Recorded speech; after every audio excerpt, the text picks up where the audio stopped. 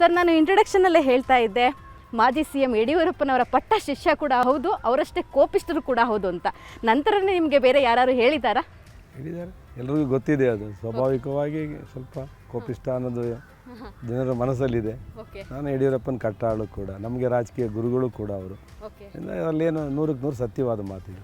Okay, so ಕೋಪ ಸ್ವಲ್ಪ ದುಬಾರಿ ಅಂತ ಯಾವತ್ತಾರು ಅನಿಸಿದೆಯಾ ನಿಮಗೆ? ಕೆಲವು ಕಡೆ ನೇರವಾಗಿ ಮಾತಾಡಿದಾಗ ಸಮಸ್ಯೆಗಳಾಗ್ತವೆ. ಸತ್ಯವನ್ನು ಮನಸ್ಸಿಗೆ ಹಾಕೊಂಡಾಗ ಸಿಟ್ಟು ಬರೋದು ಸಹಜ. ಅದು ಸಾಂದರ್ಭಿಕವಾಗಿ ಅಷ್ಟೇ ಹೊರತು ವೈಯಕ್ತಿಕವಾಗಲ್ಲ. ನನ್ನ ವೈಯಕ್ತಿಕ ಲಾಭಕ್ಕೋಸ್ಕರ ಯಾವತ್ತೂ ನಾನು ಸಿಟ್ಟು ಮಾಡ್ಕೊಂಡಿಲ್ಲ. ಮೇಡಮ್, ಮನೆಯಲ್ಲೂ ಕೂಡ ಸರ್ ಕೋಪ ಮಾಡ್ಕೊತಿರ್ತಾರಾ? ಕೋಪ ಮಾಡ್ಕೊತಾರೆ, ಆದರೆ ಅಷ್ಟು ಬೇಗನೆ ಕೂಲ್ ಆಗಿಬಿಡ್ತಾರೆ. ಏನು ನಿಮ್ಮ ಹತ್ರ ಇರೋವಂಥ ತಂತ್ರ ಮಂತ್ರ ಅವರ ಕೋಪವನ್ನು ಕಡಿಮೆ ಮಾಡೋದು? ನಾನು ಸೈಲೆಂಟ್ ಆಗಿರ್ತೀನಿ. ಅವ್ರು ಕೋಪ ಮಾಡ್ಕೊಂಡಾಗ ನಾನು ಸೈಲೆಂಟ್ ಆಗಿರ್ತೀನಿ. ಸರ್, ಕಳೆದ ಬಾರಿ ಶಾಸಕರಾದಾಗ ಒಂದಷ್ಟು ಗುರಿಗಳನ್ನ ಇಟ್ಕೊಂಡಿದ್ರೆ, ಅದರಲ್ಲೂ ಕೂಡ ಸರ್ಕಾರಿ ಶಾಲೆಗಳನ್ನು ಉತ್ತಮ ದರ್ಜೆಗೆ ತಗೊಂಡು ಹೋಗುವಂಥ ಗುರಿ ಇತ್ತು. ಆ ಗುರಿನಲ್ಲಿ ನೀವು ಸಕ್ಸಸ್ ಕೂಡ ಆಗಿದ್ದೀರಾ. ಇಡೀ ರಾಜ್ಯ ಕೂಡ ತಿರುಗಿ ನೋಡುವಂಥ ಕೆಲಸಗಳನ್ನ ನಿಮ್ಮ ಕ್ಷೇತ್ರದಲ್ಲಿ ಮಾಡಿದ್ದೀರಾ. ಈ ಬಾರಿ ಯಾವ ರೀತಿಯಾದಂಥ ಗುರಿಯನ್ನು ಇಟ್ಕೊಂಡಿದ್ದೀರಾ ಸರ್? ಏನು ಶಾಲೆಗಳು ನಾವು ಅವಾಗ 50% ರೀಚ್ ಆಗಿದೆ. 35 ಗ್ರಾಮ ಪಂಚಾಯತಿಲಿ 35 ಮಾದರಿ ಶಾಲೆಗಳನ್ನು ಕಟ್ಟಬೇಕು ಅಂತ ಇತ್ತು, ಒಂದೊಂದು ಪಂಚಾಯತಿಗೆ ಒಂದೊಂದು ಥರ. ಆ ಕಾನ್ಸೆಪ್ಟಲ್ಲಿ ಈಗ ಆಲ್ರೆಡಿ ನಾವು ಒಂದು 5 ಶಾಲೆಗಳನ್ನು ನಾವು ತಗೊಂಡಿದ್ದೇವೆ.